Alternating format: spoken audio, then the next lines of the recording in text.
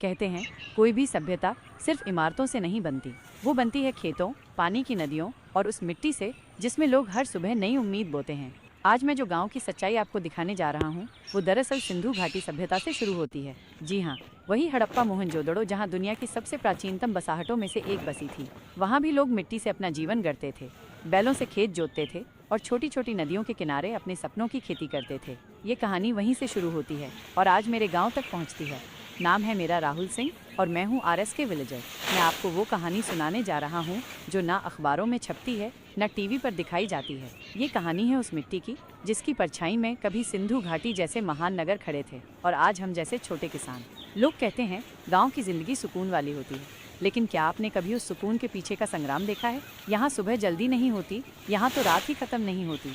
सुबह 4 बजे आँख खुलती है लेकिन अलार्म नहीं बजता, बल्कि जानवरों की आवाज़ें, पक्षियों की चहचहाहट और माँ की पुकें अनुभव से दिशा पकड़ लेती हैं। हाथों में कोई टेक्नोलॉजी नहीं, सिर्फ पुरानी दरांती और पीठ पर बोझ, लेकिन सपने अब भी उतने ही बड़े हैं जितने कभी सिंधु की घाटियों में हुआ करते थे। गांव का रूटीन किसी कैलेंडर या ऑफिस की घड़ी पर नहीं चलता। यहाँ हफ्ता खत्म नहीं होता, यहाँ तो हर दिन खेत, हर दिन काम। यहाँ संडे नहीं होता, यहाँ छुट्टी नहीं होती। मौसम के साथ तालमेल बैठाकर जो जिंदगी जीनी पड़ती है वो आपको किसी मैनेजमेंट बुक में नहीं सिखाई जाएगी। कई बार लगता है जैसे सिंधु सभ्यता की वही आत्मा अब हमारे गांव में बसती है। पुराना टूल, मिट्टी का घर, वही कुआं, वही बैल और वही संघर्ष। लेकिन फर्क बस इतना है कि तब लोगों को लगता था ये शुरुआत है और अब हमें लगता है हम कहीं छूट तो नहीं गए। गाता है जैसे सिंधु घाटी की तरह हमारी सभ्यता भी कहीं खो न जाए। यहाँ मेहनत करने वाला सबसे कम कमाता है, लेकिन वो हर किसी की थाली में रोटी पहुँचाता है। शहर की चमकते रेस्टोरेंट्स में जो गेहूं की रोटी आती है उसका बीज इस मिट्टी में रोज सुबह पसीने के साथ बोया जाता है।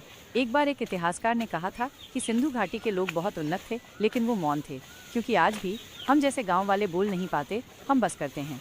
गांव के पीछे की ये कहानी कोई नहीं जानता। हर किसी को हरियाली दिखती है, लेकिन उस हरियाली के पीछे की मेहनत कोई नहीं देखता। एक सिंधु सभ्यता मिट्टी में दफन हो गई और शायद हमारी कहानी भी मोबाइल नेटवर्क से बाहर की जगहों में कहीं खो रही है।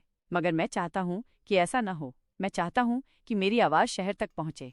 इसलिए मैंने कैमरा उठाया और शुरू किया ये सफ़र RSK विलेजर के नाम से। ये सिर्फ ब्लॉग नहीं, ये उस सभ्यता की वापसी है कि गांव की वो सच्चाई जो शायद अब तक किसी ने नहीं बताई, ना इतिहास की किताब में, ना न्यूज़ की हेडलाइन में।